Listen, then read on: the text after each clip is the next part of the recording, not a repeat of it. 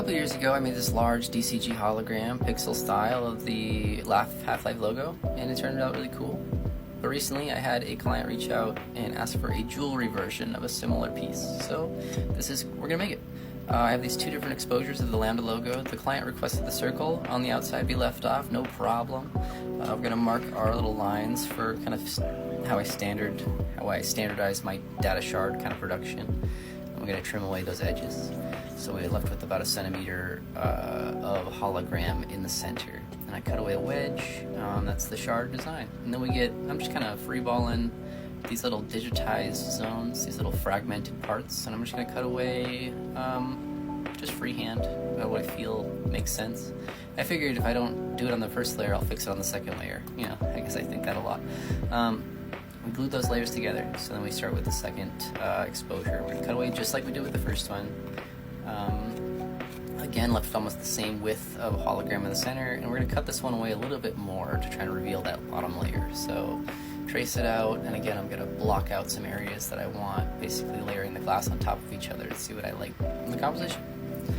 We cut those things away, and we should be left with something that's looking clean and looking sharp, and should hopefully accompany our first layer really well.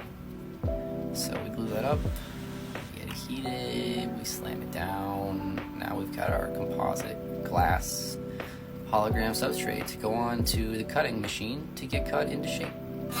So we have a slab saw here. We're going to cut the shape of the pendant out, just directly leaving a few millimeters on each side so that we've got some place to grind away.